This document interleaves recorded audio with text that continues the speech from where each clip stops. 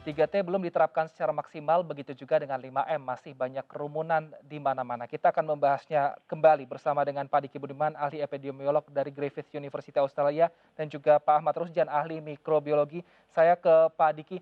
Pak Diki, jika tadi saja banyak sekali PR yang sudah Pak Diki sebutkan yang harus dilakukan pemerintah, namun sekarang pemerintah juga harus menghadapi varian-varian baru yang dinilai lebih cepat menular. Lantas kalau Ya, untuk teknisnya di lapangan, apa yang harus dilakukan pemerintah? Apakah perlu seperti bulan Maret tahun lalu, di mana semuanya penerbangan ditiadakan, transportasi juga ditiadakan, jadi benar-benar semi lockdown lah, seperti itu. ya. Ya, sekali lagi saat ini kita dalam posisi sudah sangat kompleks ya dari sisi bukan hanya kesehatan tapi terutama besarnya itu di sosial ekonomi. Ya. Ini yang membuat pilihan strategi ini menjadi semakin sulit ya, tidak mudah. Dan bicara dengan varian baru bahwa meresponnya sebetulnya apa yang saya sampaikan di trias tadi, misalnya 3T, 5M, dan vaksinasi itu adalah juga strategi baik untuk menghadapi varian lama dan yang saat ini dihadapi maupun mencegah adanya varian berikutnya gitu. Asal masalahnya sebetulnya dilakukannya itu betul-betul dengan komitmen yang tinggi dan konsisten dan bukan katakanlah oke, kita lakukan testing tapi sesuai kemampuan, tidak seperti itu, tapi harus bukan sesuai kemampuan atau kemauan, tapi sesuai dengan eskalasi pandeminya dan juga sesuai dengan skala penduduk, itu yang benar. Nah, dan itu yang akan mengurangi potensi kita harus melakukan pilihan-pilihan yang lebih sulit dan membuat dilema ya buat masyarakat ya, dalam hal ini misalnya pembatasan-pembatasan ketat. Karena sekali lagi fakta sejauh ini ya, karena saya juga memberi masukan di sini ya, di Australia juga saya mewakili Griffith untuk memberikan masukan ini terkait pembatasan. Saya sampaikan negara sebesar Australia yang secara ekonomi mampu pun saya bilang nggak bisa kita jadikan ini sebagai satu solusi berkelanjutan karena akan habis tergerus resourcesnya. Nah, apa yang kita usulkan ya dari awal ya adalah tadi menemukan kasus sebanyak mungkin ini dan bicara menemukan kasus dan melakukan tes ini juga ada hal yang jadi masih PR nih Mas Wilson ya di dalam pemerintahan ini adalah dan masyarakat adalah merubah paradigma ya. Jadi kalau ketemu kasus itu bukan celah, bukan one prestasi, tapi itu prestasi. Jadi kalau hari ini kita nemukan 200.000 kasus infeksi, sebetulnya memang kasusnya banyak dan harus ditemukan. Bagaimana kita mau menang melawan musuh kalau musuhnya sendiri tidak bisa kita temukan, kan itu sangat logika mendasar gitu. Nah, Baik. inilah kenapa akhirnya 3T menjadi sangat penting. Baik, saya ke Pak Ahmad. Pak Ahmad, jika tadi salah satu penyebab varian baru adalah kerumunan, artinya saat ini kan masyarakat seperti dibilang Pak Diki tadi karena ada sosial ekonomi, jadi masyarakat perlahan sudah mulai beraktivitas seperti biasa meskipun ada protokol kesehatan yang harus diterapkan. Artinya varian baru ini jika bisa terus muncul, apakah pandemi ini bisa dibilang tidak akan berakhir karena masyarakat ini sudah mulai beraktivitas seperti biasa? Saya pikir bisa ya. Ini kan salah satunya nih dengan masker ini sebenarnya. Ini masker itu kalau kita bisa terapkan dengan konsisten di tempat umum, itu salah satu yang jelas sekali. Dan ini Mas Wilson sudah memberikan contoh yang bagus nih di stasiun TV, di stasiun televisi itu sudah menggunakan masker. Coba bandingkan 2 bulan yang lalu. Itu masih ada pembawa acara yang tidak menggunakan masker. Kenapa? Karena stasiun TV itu tempat tertutup ber-AC, itu bahaya sebetulnya. Jadi sebenarnya yang jadi masalah kalau kita bicara 3T jelas itu program pemerintah. Seperti yang Pak Diki katakan, itu tidak bisa lain, itu memang harus pemerintah. Tapi pemerintah juga harus sadar, harus mencari akar masalah. Kenapa sih rakyat itu kok nggak mau pakai masker? Ini kan sebetulnya sambil nunggu vaksin nih. Ini kan vaksin kita sebetulnya minimal. Tapi gunakan dengan benar. Jangan gunakan seperti ini misalnya. Ini jelas jelek sekali atau menggunakan seperti ini.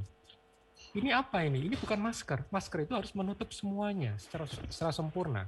Bahkan harusnya sekarang double ya, double masker.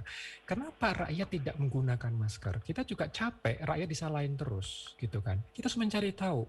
Salah satunya yang saya bisa bantu, yaitu apa? Masih banyak sekali di media sosial, bahkan di media-media yang digunakan masyarakat beredar bahwa COVID ini adalah pandemi. Ini bukan yang real, ini hanya flu biasa. Masih banyak sekali. Bagaimana rakyat bisa teredukasi dengan baik kalau masih ada akun-akun yang menyebarkan hoax seperti itu? Tapi counter narasinya harus jelas. Pemerintah harus bisa menjelaskan kenapa sih materi yang harus dicari dengan PCR itu, kenapa sih kita harus kontak telusur itu mencari orang yang belum tentu bergejala. Nah ini, masyarakat itu masih punya paradigma lama dan ini disebarkan juga oleh akun yang tidak bertanggung jawab bahwa yang di-COVID-kan, PCR positif itu di-COVID-kan. Nah, kalau ini tidak dikonter narasi dengan benar, masyarakat tidak dipahami bahwa masker ini sebetulnya penting untuk mencegah penularan, sebetulnya masih bisa beraktivitas kok. Siapa sih yang melarang berdagang? Yang dilarang itu berdagang dengan berkerumun. Tapi kalau misalnya diatur jaraknya jauh di tempat yang terbuka, itu ekonomi juga bisa jalan. Yang namanya petani yang di ladang yang sangat luas sendirian, dia masih bisa beraktivitas. Dan di kota besar, di mana masih perlu suplai asupan bergizi, daging, protein tinggi, itu juga masih perlu ada kegiatan ekonomi juga di situ. Jadi yang penting adalah bagaimana mencerdaskan rakyat dengan penjelasan yang benar. Pemerintah harus agresif di sini. Kalau pemerintah akhirnya istilahnya mengeluhkan rakyat tidak bisa diatur, coba dicari akar masalahnya di mana. Jangan-jangan memang mungkin ada sebagian orang yang masih juga menyebarkan berita-berita yang tidak benar. Sehingga apa? Masyarakat pakainya masker dengan tidak sepenuh hati, dipikirnya cuma ya supaya masih ada syarat lah. Enggak. Seandainya mereka tahu pentingnya jaga jarak, ventilasi yang terbuka, yang penuh dengan udara mengalir, ya kan? Itu juga bisa menggerakkan sektor industri pertukangan. Karena apa? Renovasi gedung, ya kan, sekolah-sekolah supaya lebih terbuka dengan jendela, tidak menggunakan AC yang terlalu banyak, gitu kan? Aktivitas banyak di luar, ketemu matahari, asupan bergizi, itu semua adalah aktivitas ekonomi juga, aktivitas ekonomi yang sehat, ya kan? Nah, maka di sini yang penting adalah kita memahami pandemi ini, apapun nanti variannya, insya Allah kita bisa, tapi edukasi yang benar dulu. Pemerintah harus cari tahu mengapa masyarakat masih belum paham bahwa ini adalah real. Mengapa virus inilah real? Virus yang sudah bisa kita tangani bersama. Hanya dengan cara apa? Gunakan masker dengan benar, jaga jarak, hindari tempat tertutup, gunakan ventilasi yang baik. Dan tentu jangan lupa kalau kita berbicara tes dan tracing itu mutlak ranah pemerintah. Maka harus cari juga kenapa masyarakat tidak mau tes, kenapa tidak mau di tracing. Nah ini adalah apa, dan juga isolasi terpusat, jangan isolasi mandiri. Kenapa? Di Jakarta itu rumah sempit, rumah peta, di mana mereka bisa isolasi mandiri? Akhirnya apa? Saling menularkan kepada anggota keluarga yang lain, tetangga-tetangga yang lain gitu kan. Harus cari tempat-tempat fasilitas umum yang bisa dikonversi menjadi tempat isolasi yang bagus gitu. Dan ini yang perlu kerja keras, tapi kalau ini disandarkan ke pengetahuan yang benar, ya kan, dengan membabat semua narasi-narasi hoax, insya Allah kita bisa. Makanya rakyat perlu dicerdaskan dari narasi-narasi sesat. Baik, Pak Diki, jika kita tadi mendengar Pak Ahmad, apa yang membuat masyarakat masih belum mau menggunakan masker dengan benar, bahkan untuk di tracing saja mungkin masih enggan, entah karena takut positif atau memang karena sakit ketika di swab itu, apa sebenarnya yang membuat masyarakat ini enggan untuk mematuhi aturan yang dari awal sudah diterapkan oleh pemerintah? Ya, pertama kita ada masalah literasi dan komunikasi tentu. Dan literasi ini yang jangankan Indonesia yang 50% kurang lebih penduduknya berpendidikan SMP ke bawah ya. Negara maju misalnya, katakanlah sekali lagi misalnya Australia pun tetap ada sebagian masyarakatnya yang perlu diberikan literasi ya, karena masalah ya jangan dianggap negara maju semua punya akses terhadap media sosial atau gadget ya. Nah ini juga apalagi kalau bicara konteks Indonesia, daerah-daerah ini, dan bahwa sebagian masyarakat kita ini juga ada yang di pelosok daerah, bahkan yang di kota sekalipun ya belum tentu dia ada di kota, di seputarnya itu sebetulnya berseliweran informasi yang benar tentang COVID-19, pencegahan segala macam, tapi yang dia akses belum tentu itu gitu. Nah inilah kenapa ada dalam setiap pengendalian pandemi itu yang disebut dengan strategi komunikasi risiko. Ya. Dan WHO ini sudah sejak puluhan tahun lalu ya mengeluarkan ini, dan ada ada guidance-nya. Nah, yang diharapkan dilakukan para negara anggotanya. Nah, dalam konteks inilah memang PR kita, ya kita harus akui dari sejak awal kita ini punya beban sejarah ya. Di awal ini kita meremehkan ya, semua informasi di awal itu luar biasa, itu memberi banyak beban ke saat ini gitu. Karena namanya manusia, apalagi masyarakat ya dengan pendidikan terbatas, akses terbatas, informasi pertama itulah yang melekat. Itulah manusia itu seperti itu. Sehingga untuk meralatnya, memperbaikinya ini akan perlu perjuangan lebih besar. Nah, tapi bukan berarti tidak mungkin, tapi perlu usaha yang luar biasa besar. Dengan cara apa? Salah satunya kalau bicara strategi komunikasi risiko adalah keterbukaan. Itu terbukaan dalam data, menyampaikan apa adanya, kemudian menyampaikan juga data itu kan, katakanlah sekarang kasusnya itu seperti terkesan menurun. Nah, itu harus disampaikan oleh pemerintah sisi positif negatif dari data itu, bahwa oke, ini kasusnya memang kecil saat ini, tapi kita akui testing kita rendah. Itu harus sampai. Nah, itu yang terbangun nanti adalah karena transparansi itu akan ada kepercayaan, trust-nya itu timbul, sehingga apapun nanti bertahap, apa yang disampaikan pemerintah, anjuran termasuk di situ, ya mulai akan mendapatkan dukungan gitu. Jadi ini yang selama transparansi itu tidak ada, strategi komunikasi risiko, atau jangan tidak ada lah, kurang lah misalnya ya. Kemudian juga strategi komunikasi risiko yang dibangun ini masih one for all for one ya. Artinya kan masyarakat kita ini beraneka ragam bahasa budaya. Nah, ini yang harus disesuaikan gitu. Nah, ini yang menjadi masalahnya, sehingga tidak bisa hanya menyalahkan masyarakat, nggak mau pakai masker.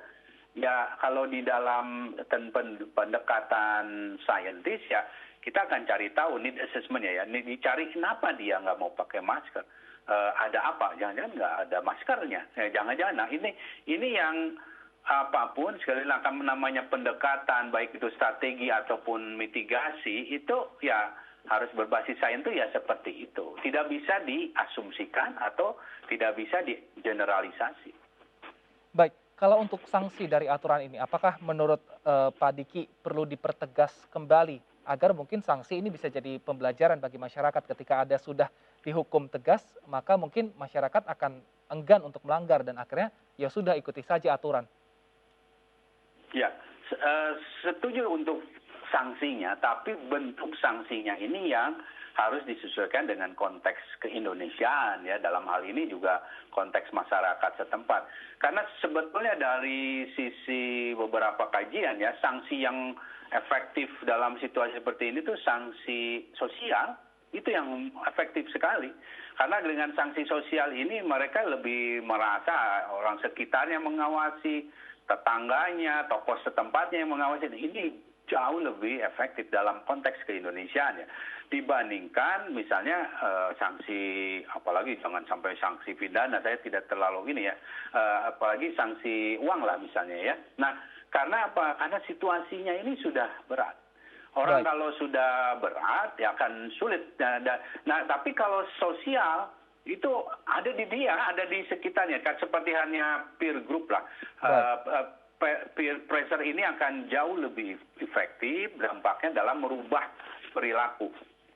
Baik, saya ke Pak Ahmad. Pak Ahmad, tadi selain menghindari kerumunan, kemudian memakai masker dengan benar, dan mungkin juga harus mencuci tangan, selain dari faktor eksternal, ada nggak kira-kira yang bisa dilakukan masyarakat agar dari faktor internal, agar kita tidak terpapar virus dan juga mungkin tadi tidak menimbulkan virus-virus varian baru? Ya, yang pertama tentu kita perbaiki asupan gizi. Ya, asupan gizi itu penting sekali, dari mulai dengan pengurangan gula sebetulnya secara praktis. Jadi masyarakat kita kan awalnya suka minum kopi manis, teh manis di awal kan, bangun pagi itu diminumkan yang manis-manis dulu. Coba mulai dengan jamu. ya, yang pahit tanda kutip. Karena apa? Memang gula itu menjadi satu faktor risiko yang lumayan tinggi kalau terkena COVID gitu ya. Gejalanya akan lebih berat kalau kadar gula kita tidak terkontrol. Jadi itu mode hidup sehat. Perbanyak protein ya. Indonesia itu kaya dengan ikan ya. Kalau emang suka ikan itu perbanyak itu konsumsi itu. Buah, Indonesia itu kaya dengan buah-buahan, sayur, serat itu penting sekali ya, bergizi gitu ya, dan aktif. Jangan terlalu banyak sedentary lifestyle ya, jangan hanya di depan komputer saja, harus aktif, olahraga rutin gitu ya, bukan lamanya sebetulnya tapi rutinitasnya itu menjadi sangat penting juga. Dan matahari ya itu juga satu komponen untuk meningkatkan vitamin D ya dalam tubuh, karena vitamin D juga penting untuk peningkatan apa yang disebut perbaikan keseimbangan imunitas kekebalan kita. Jadi ini satu hal yang masyarakat sebenarnya bisa lakukan juga, tapi itu semua tidak menggantikan masker. Jangan juga dibalik. Yang penting saya sudah hidup sehat, saya sudah makan bagus, saya tidak gunakan masker. Jangan. Dalam era pandemi ini sampai nanti kita selesai, pandemi selesai, tetap harus gunakan masker, tetap jaga jarak, tetap aktivitas di ruang terbuka, hindari ruang tertutup ber-AC, itu yang harus dilakukan juga. Jadi kesadaran ini. Dan saling mengingatkan. Baik. Yang terjadi saat ini adalah justru kebalik, yang mengingatkan malah dibully. Nah itu jadi masalah. Baik, artinya untuk mengakhiri pandemi ini sebenarnya sederhana ya, kita menggunakan masker, menghindari kerumunan, lalu juga mencuci tangan dan makan makanan bergizi dan bervitamin yang mungkin ada di sekeliling kita. Terima kasih Pak Ahmad Rusjan, ahli mikrobiologi, dan Pak Diki Budiman, ahli epidemiolog dari Griffith University, telah bergabung bersama kami di Indonesia Bicara. Dan pemirsa, kita masih akan berdialog dengan narasumber lainnya usai jeda, tetaplah bersama kami.